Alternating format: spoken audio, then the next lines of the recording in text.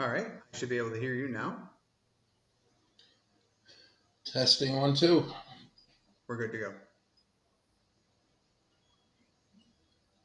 What does it look like when you share?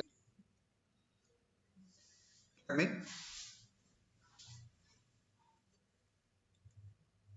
Oops, hold on a second.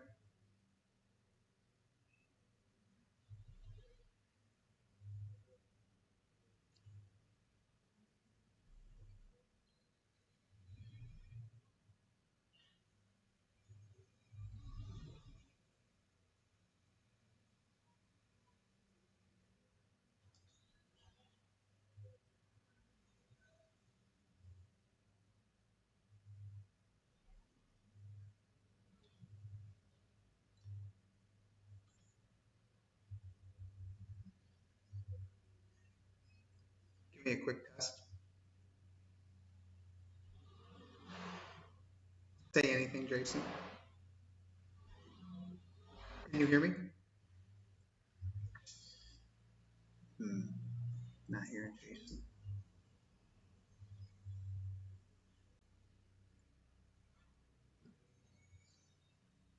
I can't hear you. Hold on a second.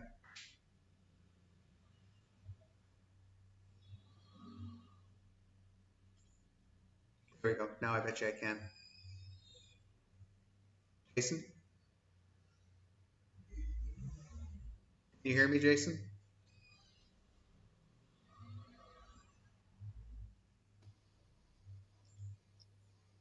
Can you hear me now? Can you hear me? I can hear you now. You can't hear anything. No, I can hear you. Oh, you can. Good. Super. So when you share these files or show what I sent you, does it take up the whole screen, or will it be a window like somebody else? It'll be a window like somebody else, but I sized it so it was fairly large and you're fairly small and I'm not on the screen at all. Great. You're not going to be on the screen when you interview me? When I interview you, I can be, but as we're going through the slide presentation I didn't look for it is the primary problem because I came in to do this, but we have 2 minutes here. Let me. Yeah, if it's just one picture, one slide, whatever.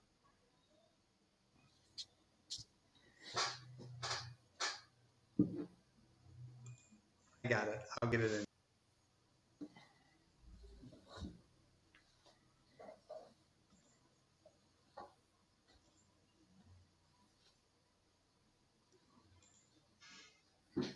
Is the time on the screen when we start? Is that right? Correct. Okay. And we So how you clicked been? in like good. I'm feeling really Good. good. I'm enjoying where we are. So Good.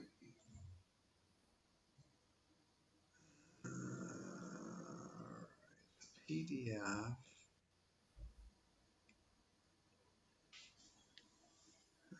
I'll have to come up with something else for that. I've been meaning to call you to talk about Speed 51. Just to get on the same page and see. There's a chance our audio is live. I'll talk to you about it later. Great.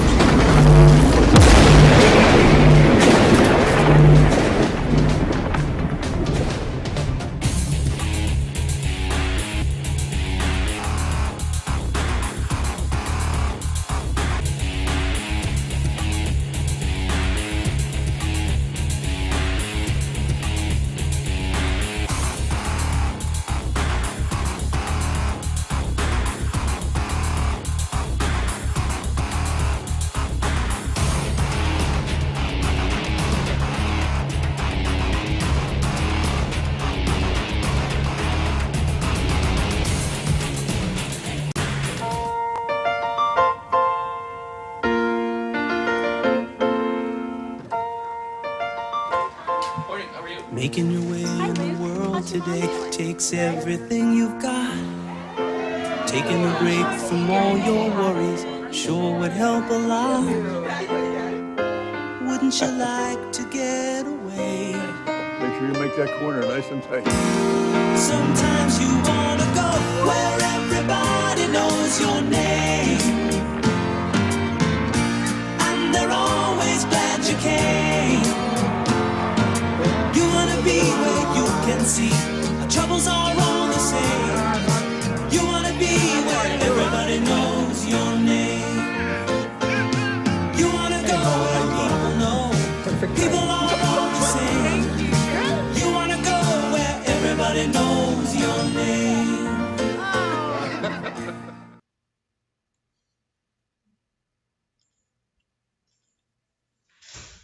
All right, and we are live. This is Patrick McNamara here with Birch Run Live on Race Night TV. Joining us, of course, the General Manager of Birch Run Motor Speedway, Jason Lord. How are you doing, Jason? I'm great, Patrick. How are you today? I'm doing fantastic. In fact, I'm doing really, really, really good because I'm just off a beach in southern Mexico, and I'm really roughing it. Yeah. I can see by your glow. You're having a good time.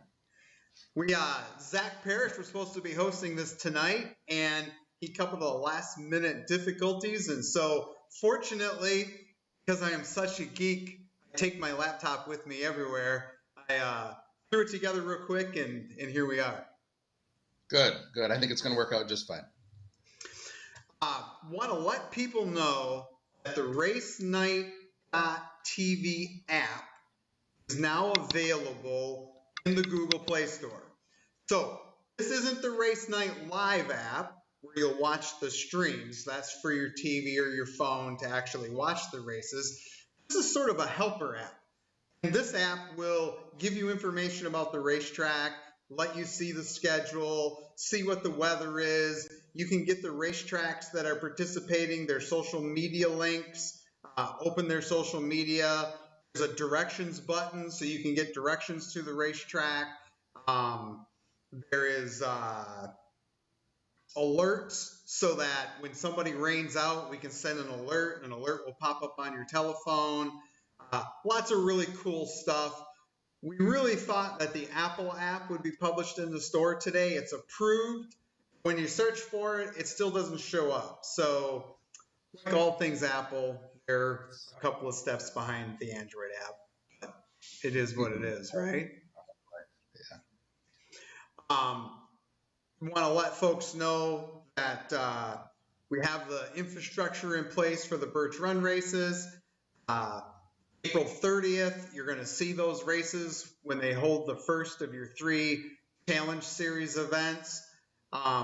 Jason, you probably know a little bit more about that 3-set series. You guys put together a really nice purse for these 3 races. You know, it's a cool formula. I think it'll draw a lot of interest. If you win all 3 races, it's $25,000. Big, bigger than I've ever seen for this track. And basically what you have to do, if you win the first race, you can opt to start at the back of the second race. If you win that race, you win $7,000 for winning both. And then if you choose to, the third race, you start at the back of that one. And if you win that one as well, it's $25,000.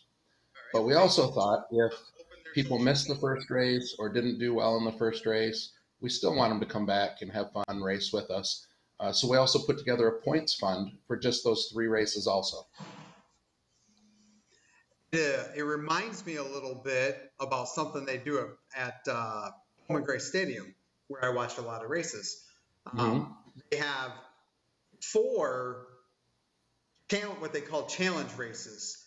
The way a challenge race works is if you are one of the top 4 qualifiers, you elect to start at the tail of the field. If you win the race, you win a bonus. The bonus goes up by $3,000 every time somebody doesn't win. So the first challenge race of the season is 3, the second one is 6, the third one is 9, and the last one is 12 if nobody wins it. Yeah, that's really neat. I think it's exciting for the drivers because they can win a good amount of money, and it's also good for the fans. If somebody wins and opts to go to the rear of the next race, it draws a lot of fan attention to watch that driver climb through the field. They're rooting for him, they're voting for him, and it connects the two together. Now all of a sudden they know that driver, and the next time they see him at another track or when he comes back here, there's an association with that driver, and I think it really pulls the fans and drivers together as well. It certainly does. Everybody wants to see passing. Overtaking Yep. is what racing is, right? Yeah. The tradition of short track racing, especially on pavement, is that fast qualifier starts up front. And if you don't have an incentive to start in the back, then guys start sandbagging to move up and things like this. So this is a really straightforward way to say, hey, we know you're fast. You won the last race. You want to climb the mountain or not? Right. And it's a great show. If they do it, it's a lot of passing. It's a lot of fun to watch. It'll be a really neat series for those three for sure. But those three are just tip of the iceberg for this season. We've got a lot of great things planned. The entire schedule for the entire season looks fantastic, and there's buzz. I mean, you don't have to dig very deep into social media, and you see the buzz. You see the posts going on. People are talking back and forth about, hey, did you see this? Did you see that? Of course, it helps when you have so many big announcements at the beginning of the season, right? That's true. They keep coming, don't they? We've been working hard all winter, and we've got a lot of construction projects going on, a lot of things in the work to keep drivers safe, to keep the nights moving along quicker. Less downtime, the better for all the fans. Just everything that we can do to make the nights flow smooth. We've been working on that as well, if not more, as much, if not more, as the construction stuff as well. So I teased it just a little bit, and I'm going to go ahead and bite. You said, we've been working on the safety stuff. And I heard a little bird tell me, hey, ask Jason about safety stuff because there's some news there. Yeah, well, that'll roll into some slides that I sent you. It's just things we're doing, investments we're making to make things safer and get things back to racing. If there is a caution, if there's a cleanup, get things back quicker. But I started, I guess the real time I really noticed some really cool safety equipment and really was tuned into it for the first time in my life was Daytona this spring. Really started looking not at only the races going on, but what the equipment was. We were there for a workshop and went to a couple small tracks in the area, saw what their equipment was, and some of the Daytona trucks go to the smaller tracks to help out because it's the week preceding and keep our drivers safe. I don't ever want to be in a position where something happens and we say, oh man, I guess we did need that piece of equipment, and then go and buy it after the catastrophe happens. So if there's a need, if people say we need it or we'll wish that we had it someday, why not do it now?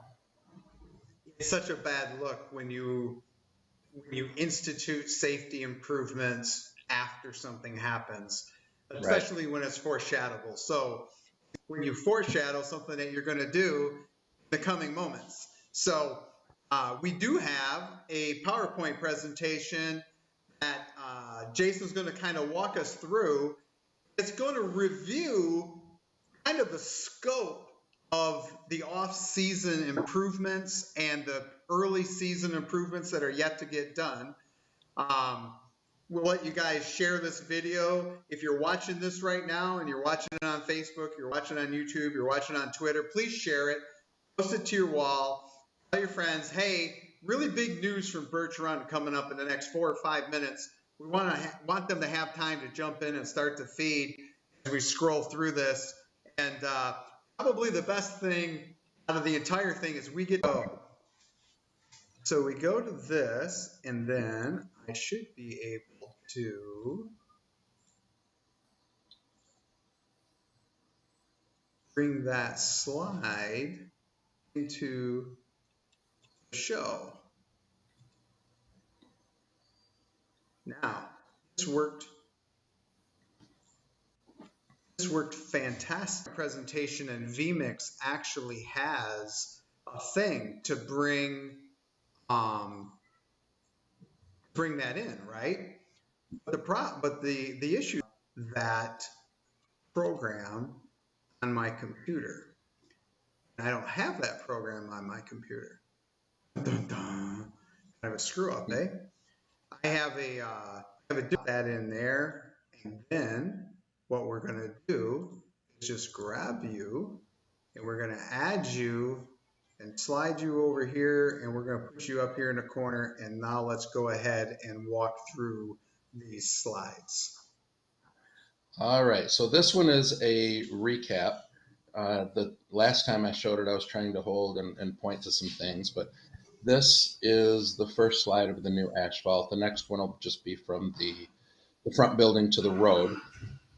But the exciting news here, again, this is a recap. It's been announced, but it's asphalt on the short track and the X, and it's a Speedway surface, Speedway aggregate. Should be really smooth, really fast, really fun, and the biggest cost savings for the drivers will be tires.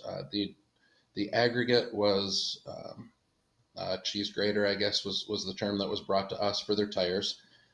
So can you go back to the first one still, Patrick? I sure can. A lot of asphalt in the pits, all the way off the exit of the track. The pits will be asphalt all the way to the entrance of the track. And then on the one that Patrick just had up was asphalt all in front of the building and out to the road, and a new wider culvert at the road to ease larger trailers coming in. So that's just a recap. And the only big news is that we have made a decision and sourced Eastern asphalt from right here in Flint. Bob and Will have been great through the quote process. Everything has been really straightforward, really, really good guys telling us exactly what they're going to do. One thing that I liked that he talked about through his quote was on the transition from the small track to the big track. He said it's not just a mill and put new asphalt in. He's going to go back as far as he needs to. He said maybe 15 feet to the dirt to make a really smooth, gradual transition from the short track back to the big track, which is a great forethought to prevent a mistake. When you're going as fast as you can, you hit a bump and you're trying to turn, it's not a good combination. So a smooth transition there is critical. And that was something that he brought up to me during the quote process. I think they're great guys. They're going to do a great job. And I didn't read it with my own eyes, but I heard a rumor today that some frost laws were easing up, and we might even be able to get a jump on this early. So the biggest concern that I had was trying to get it done before our first night. Otherwise, it's trying to slam it in between weeks. So I think we won't have any problems, and we might have all the asphalt done now before our first week. No, and you mentioned that, and it's something I want to remind people.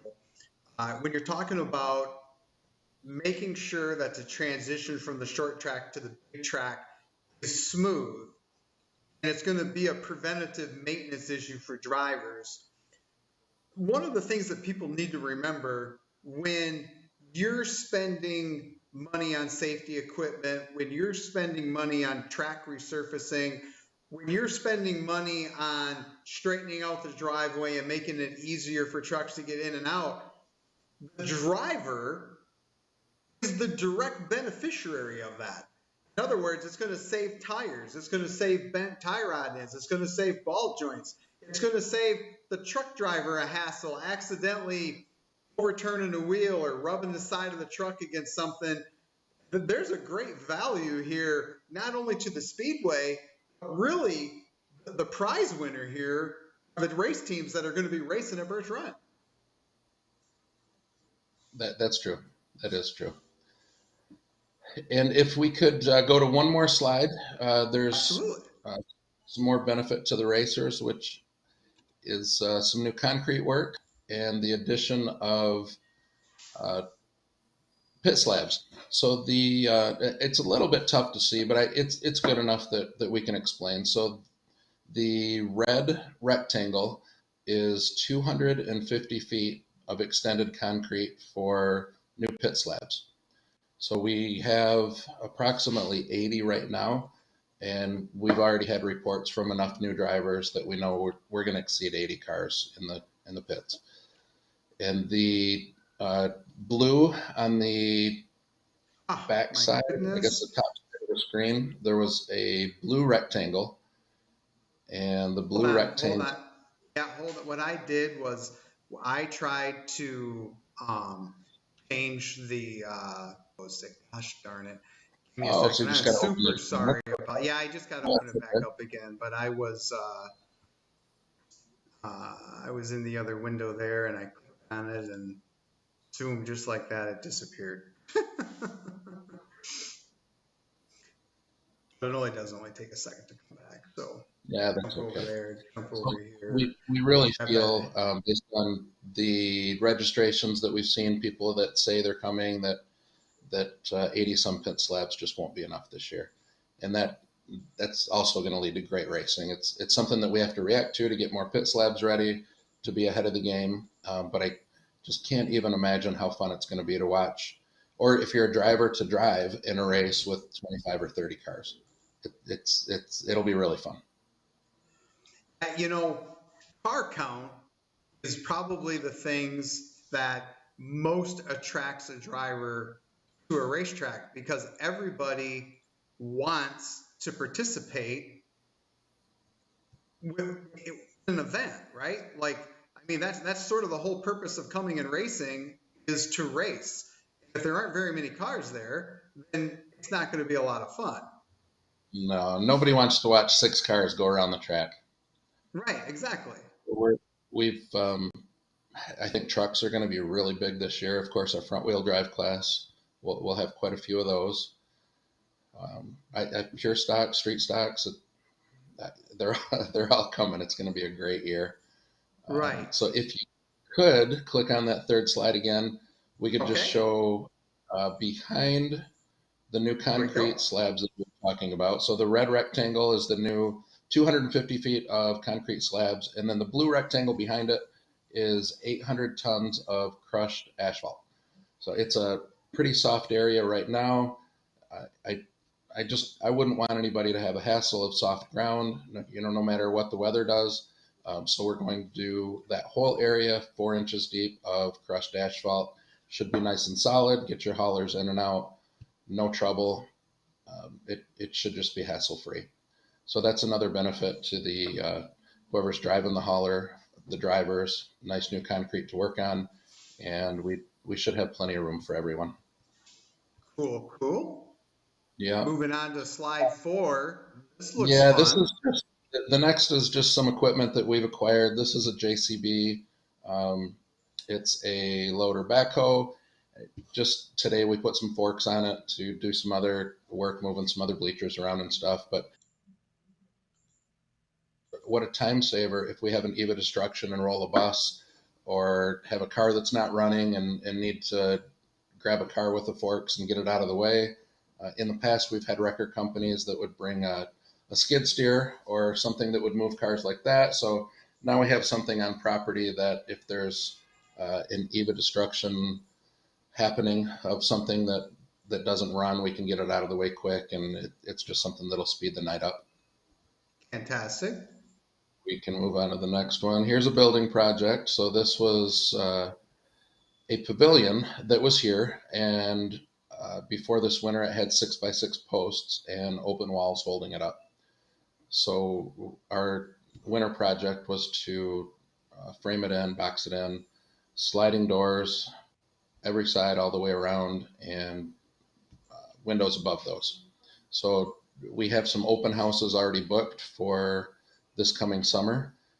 It's a perfect building for open houses, family reunions, birthday parties. It just takes a pavilion and makes it a beautiful building now. If there's any weather, you can get in, get away from it. It feels a little more formal because there's walls. And there was a concrete company here this morning that I was talking with. They're going to give us an estimate on some concrete that we will do, but we were talking, so we have 6 feet of concrete all the way around the building. And then on the playground side, off of that 6 feet will be a semicircle or an arc of concrete that goes out. So on the playground side, there'll be a nice patio. And on the outside of that patio, we plan to have some fire bushes or landscaping all the way around the arc. It'd be really nice to get some tables with umbrellas out there. There's still more to do. In fact, all of these projects, there's still more to do. We're just going to keep rolling. You know, we'll get done what we need to start the season, and then, you know, don't expect, or I guess you don't expect us to stop, I guess is what I'm trying to say. So you'll see changes to buildings, improvements all over, just because racing season.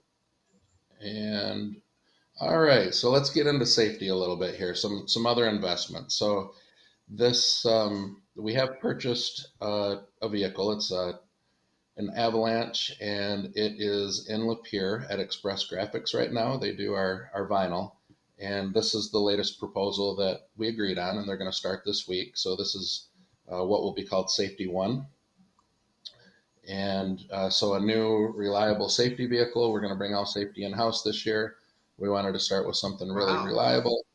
And Avalanche, actually, Mr. Susky, Avalanche was his idea. I was actually looking for a Colorado because I was looking for the 4 full doors to fit 4 guys in.